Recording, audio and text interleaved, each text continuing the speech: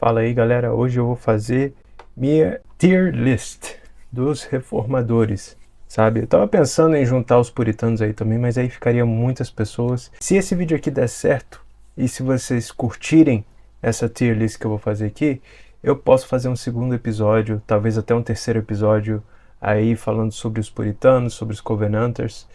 E assim, eu vou fazer esse episódio aqui o mais objetivo possível, certo? São muitas pessoas e para você saber como é que vai funcionar esse ranking, ó, deixa eu compartilhar minha tela aqui com vocês. Para vocês saberem como vai funcionar esse ranking, eu vou tentar julgar de uma forma objetiva, olhando ali para a teologia daquela pessoa, para a história daquela pessoa, para o impacto que aquela pessoa causou, certo? Então vou tentar ser assim. É claro que eu sou tendencioso, né? É claro que eu sou um calvinista, é claro que eu me aproximo mais da teologia covenanter, né, pactualista. Então, obviamente, você vai ter uma tendência aí. Então, é só isso que eu quero deixar claro. Eu vou tentar ser o mais justo possível. É difícil porque aqui a gente não está falando de figurinha, né? Estamos falando de pessoas, de teologia e tudo mais. Mas eu achei interessante a gente fazer essas observações sobre essas pessoas, o que eles mudaram na história, qual foi o impacto delas, etc. Então vamos começar aqui com o John Huss. Ele foi muito influenciado por Wycliffe, que a gente daqui a pouco vai falar sobre ele, né?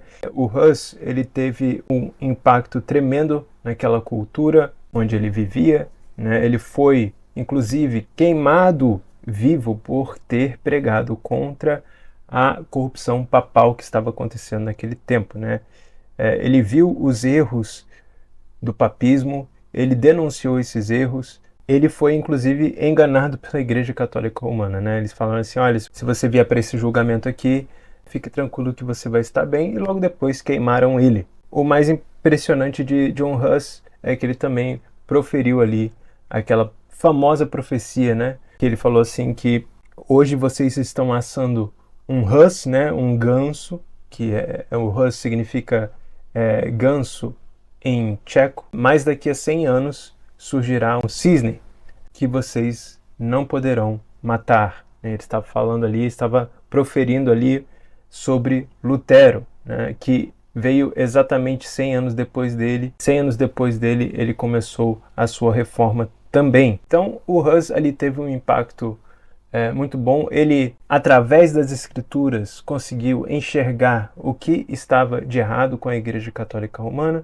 Não apenas isso, denunciou isso, influenciou várias pessoas naquele tempo, um tempo que não se falava muito abertamente contra a Igreja Católica Romana, por motivos óbvios, e ele teve essa coragem. Ele teve essa disposição. A única coisa é que ele não conseguiu desenvolver muito o seu pensamento, né? Ele tem algumas obras disponíveis, mas são pouquíssimas, onde ele tem mais esse tom de crítica, né? Ele também afirma algumas coisas nessas obras que são mais equilibradas quando se trata do governo da igreja, sobre o ensino da teologia, que deveria ser algo aberto, né, para o público e não disfarçado em latim. Enfim, várias dessas coisas ele acertou. Então eu acredito que Huss, com tudo que ele teve em mãos, com todo aquele acesso limitado, né, pela Igreja Católica Romana, aqueles documentos forjados que eles até hoje usam, eu acredito que Huss pode entrar aí na letra B, tá? E para isso eu vou ter que voltar aqui para o Canva, porque eu não consigo editar. Eu vou colocar aqui ele no B. Porque eu acho que, assim, se ele tivesse vivido um pouquinho mais, se ele tivesse mais acesso a documentos, ele iria conseguir desenvolver melhor a sua teologia, né? Então, talvez pela falta disso eu coloque ele no ranking B. Falando em Huss, como a gente falou também de Martinho Lutero, então vamos logo para ele. Martinho Lutero é o mais famoso dos reformadores. Ele trabalhou em muitas obras, ele desenvolveu o luteranismo, ele estava mais próximo de Calvino do que, por exemplo, o Melanchthon, né, que a gente vai falar sobre ele depois também. Ele era uma pessoa muito rígida, ele não era tão facilmente assim convencido, mas pelo final da vida dele, você vê ali algumas mudanças, né? Ele já começa a falar sobre um culto ordenado por Deus, ele já começa a falar sobre coisas assim, que eram muito mais parecidas com um calvinismo ali no seu começo. Agora, É interessante porque eu já li um livro sobre Lutero e sobre uma crítica ao calvinismo, né? Eles dizem assim que os luteranos, eles glorificam o amor de Deus e os calvinistas amam a glória de Deus, né? É engraçado essa crítica. Mas enfim, Lutero causou um grande impacto naquele tempo, ainda mais com aquela ajuda, né? Veio tudo ao mesmo tempo, quando a impressão foi criada, quando o café também começou a ser uma bebida popular, enfim, fazem até piada com isso, né? Enfim, ele combateu todos os papistas daquela época, né? E ele conseguiu uma liberdade para que o protestantismo pudesse coexistir ali naquele meio. Ele lutou a vida dele inteira pela reforma e eu acredito que ele também é um excelente exemplo de que, se ele tivesse vivido mais um pouco, com certeza muita coisa da teologia dele também teria mudado.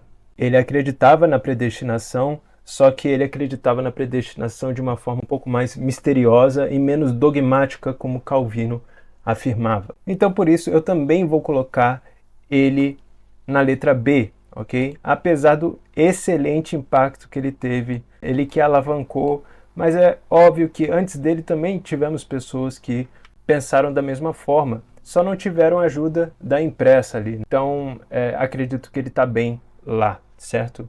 Agora vamos para outra pessoa, contemporâneo também de Martinho Lutero. A gente vai falar sobre Zwingli.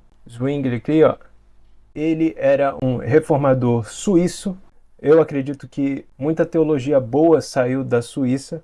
Ele discordava de Martinho Lutero na ceia. Eles tentaram entrar ali em algum acordo, né? Zwingli e Martinho. Só que enquanto Lutero dizia que, olha, o Senhor Jesus Cristo está falando, isso aqui é o meu corpo, então não tem como ser algo diferente, enquanto Zwingli afirmava que, não, isso aqui é um significado do corpo de Cristo. Então, eles tentaram fazer as pazes lá em Marburgo, mas eles terminaram o debate com um aperto de mão e um abismo teológico, né, por assim dizer.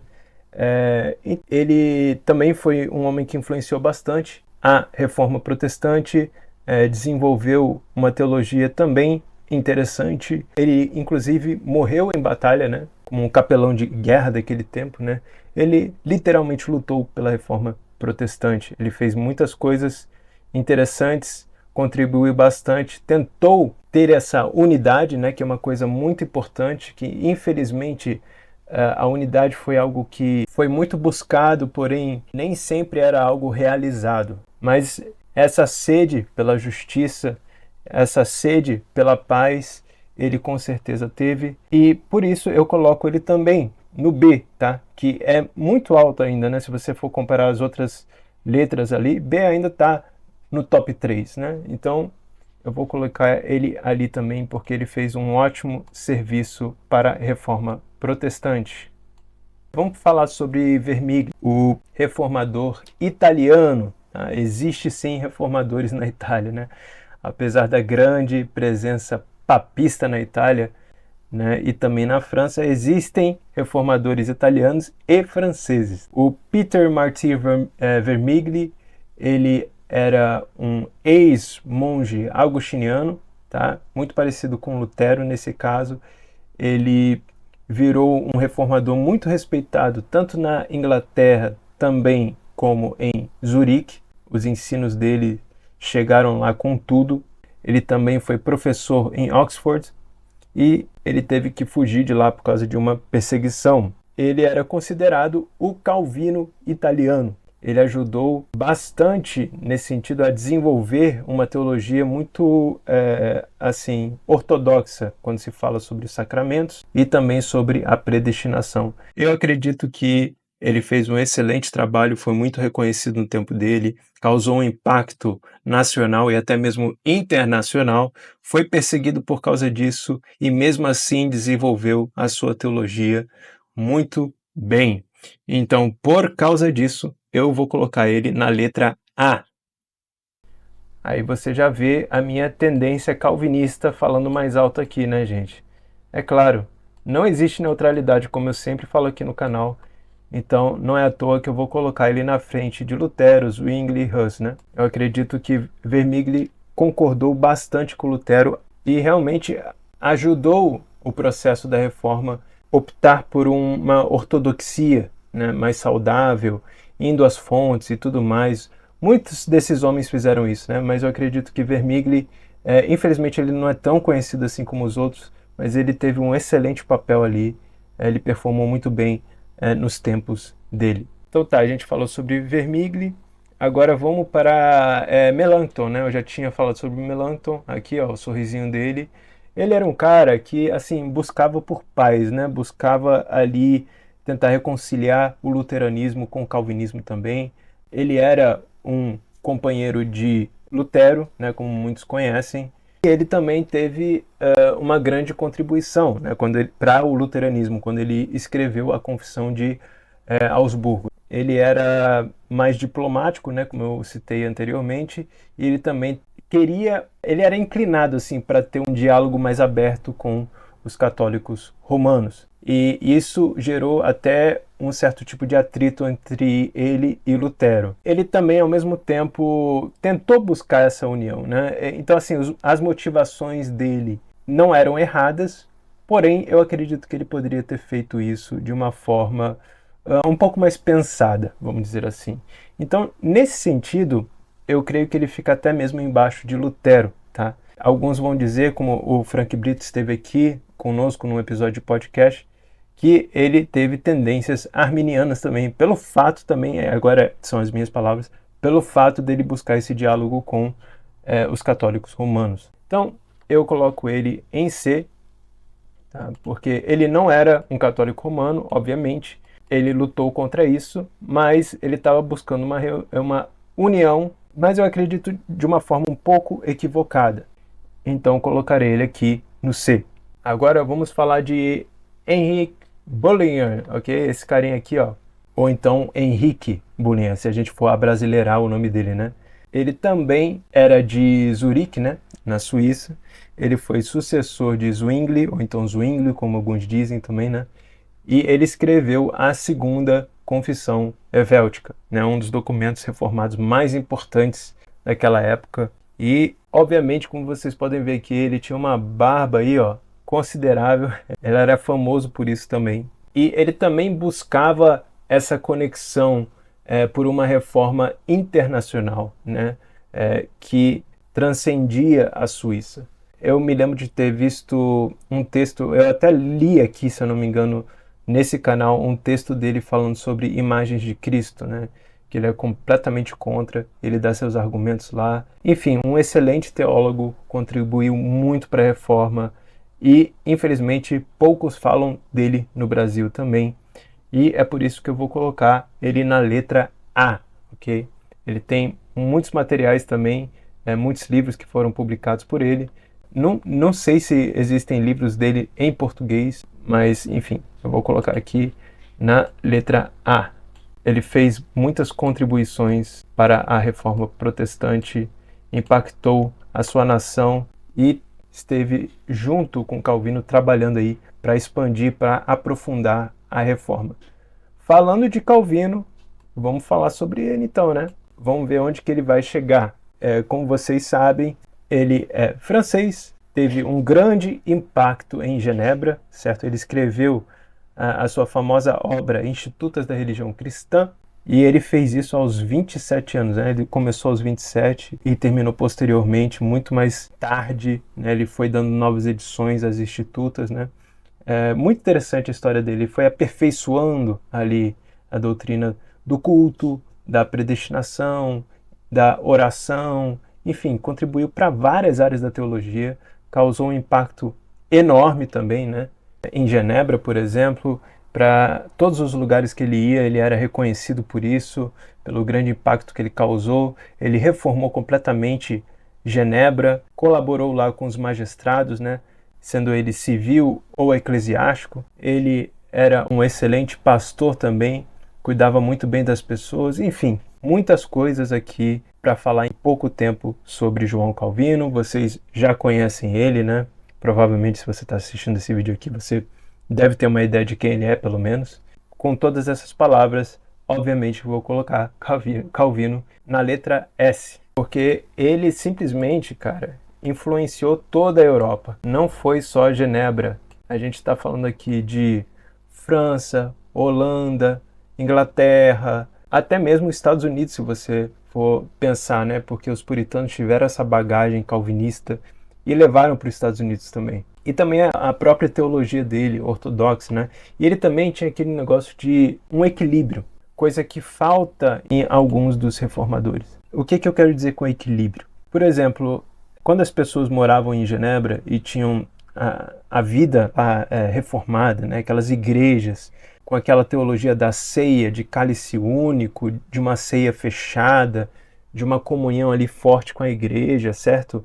O magistrado civil também, que tinha a lei de Deus como base ali, né? Eles serviam o povo com a lei de Deus. Quando as pessoas tinham que se mudar de Genebra para outro lugar por qualquer motivo, tem algumas coisas que Calvino escreveu para essas pessoas, né, que mandavam cartas para Calvino, que às vezes confundem as pessoas, né? Calvino fala assim, olha, vai com calma, tá? Onde você está aí agora não é tão reformado como aqui. Então, toma cuidado para você não causar contenda quando se trata, por exemplo, da salmodia, dos sacramentos e tudo mais.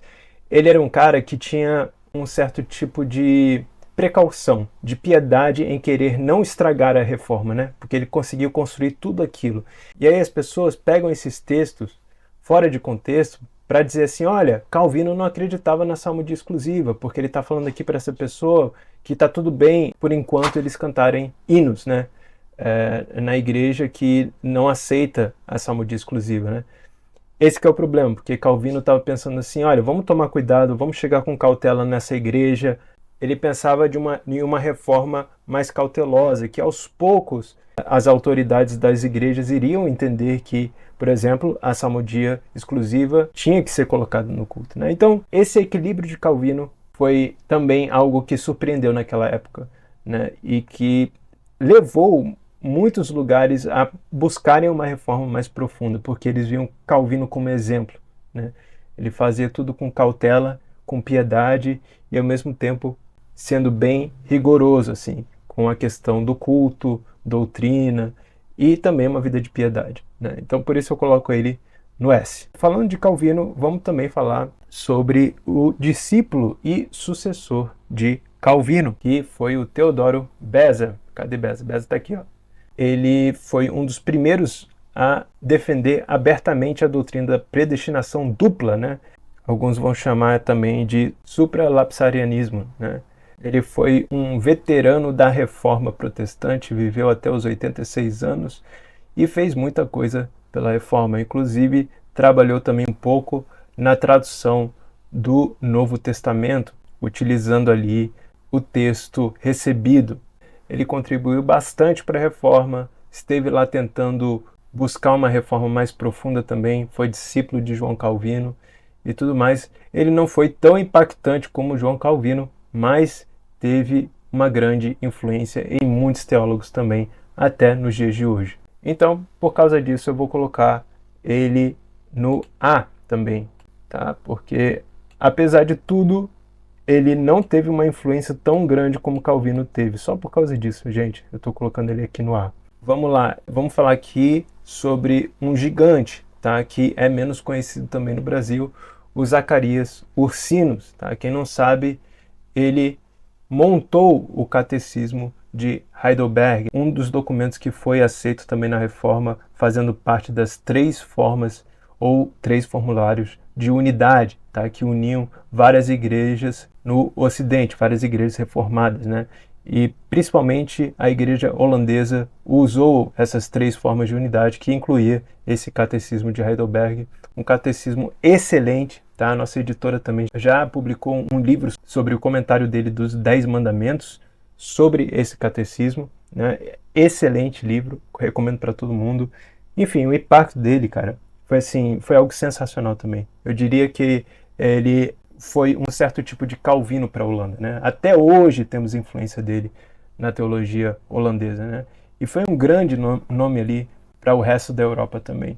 Então, acreditem vocês ou não, eu vou colocar ele na letra S. Porque, meus amigos, se você pegar as 3 formas de unidade e comparar com os documentos de fé de Westminster, você vai ver ali que são confissões irmãs, gente.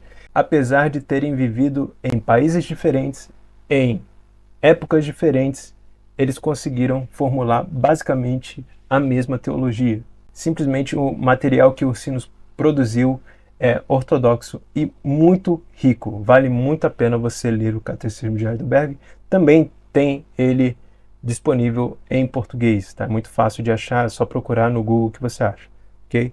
Então tá, falamos de Ursinus, vamos para Thomas Cranmer, que era o arcebispo de Catuária, né, lá na Inglaterra.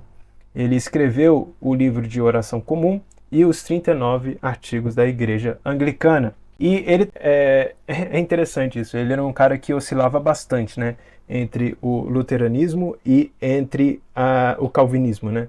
Ele tentou ter essa posição equilibrada entre as duas coisas, né?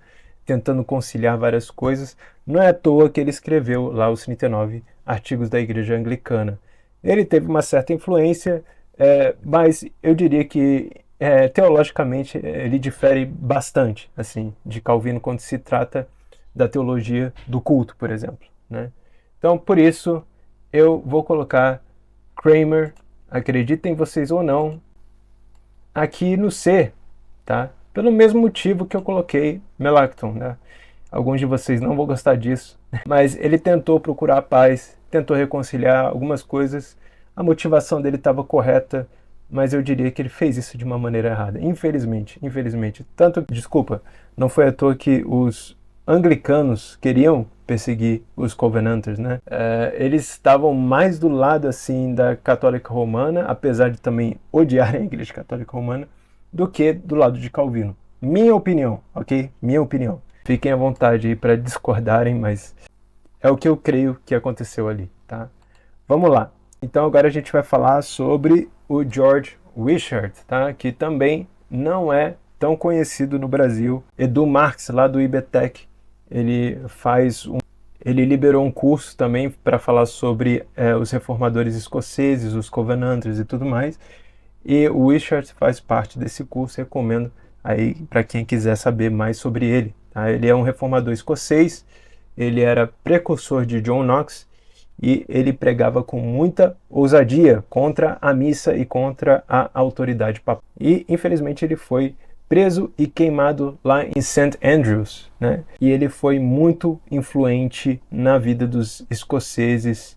Ele tem uma história muito bonita, ele influenciou muitas coisas durante a Reforma. Morreu muito, se eu não me engano, com 30 e poucos anos. Eu posso estar errado sobre isso.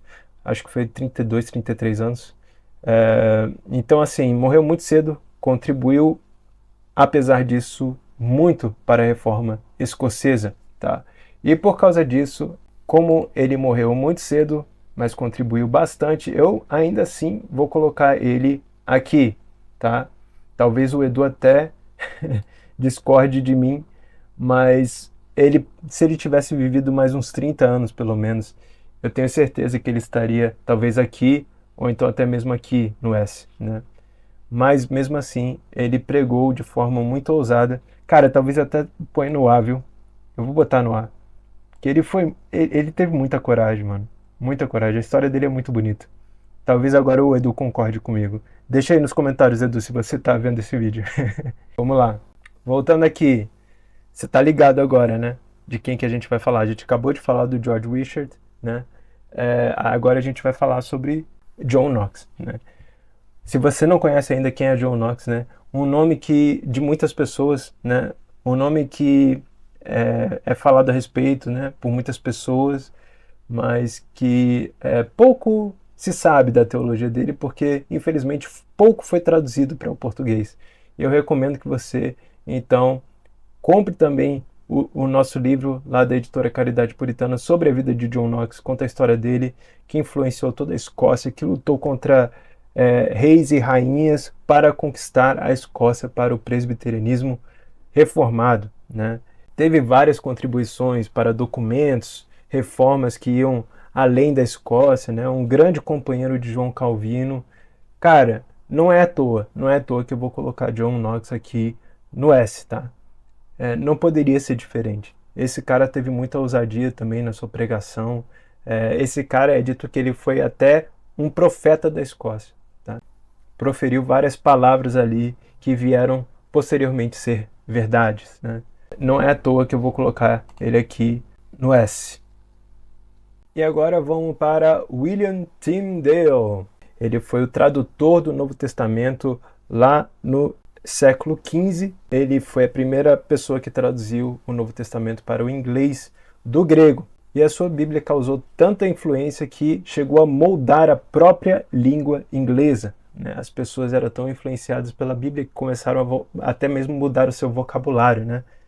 Muito interessante a história dele, contribuiu bastante para a reforma e, infelizmente, ele foi depois queimado, morto, né, por causa dessa tradução bíblica. Chega a ser até meio irônico quando os papistas hoje comemoram pelas suas traduções bíblicas, até porque eles, não há muito tempo atrás, proibiam as pessoas de fazer isso, matavam as pessoas por causa disso, né? E as suas últimas palavras icônicas foram: Senhor, abra os olhos do rei da Inglaterra. E logo depois disso veio a Bíblia autorizada pelo próprio rei da Inglaterra, né? Bem interessante a história de William Tyndale. E por causa de toda essa bravura e esse trabalho teológico que ele teve, vamos ver onde que eu vou colocar Tyndale, né? Onde que eu colocaria ele? É difícil, gente, é muito difícil. Ele contribuiu bastante, eu diria ali, juntamente com Lutero, certo? Que também teve a sua tradução da Bíblia para o alemão, tá? Talvez seja um bom lugar para ele aqui. E para finalizar, vamos falar sobre o Richard Hooker, um outro teólogo que não é tão conhecido no Brasil, tá? Ele era um teólogo anglicano que também tentou equilibrar ali a reforma inglesa entre o catolicismo romano e o protestantismo. Ele defendia a autoridade das escrituras, mas também da razão e da tradição. Ele tentava trazer essa via média ali, né? E acabou influenciando bastante a igreja anglicana. Com essas palavras, vocês já sabem onde eu vou colocar esse cara aqui, né? Contribuiu bastante, falou bastante contra o papismo, mas na minha opinião, a teologia dele tem os seus defeitos, então eu coloco ele aqui no C, beleza? Põe aí nos comentários se você acha que eu tô certo sobre isso, quem que você colocaria em letras diferentes, né? O que você acha? Você não conhece algum reformador que eu citei aqui? Coloca aí embaixo o que você acha de tudo isso, beleza? Fiquem com Deus e até a próxima. Valeu!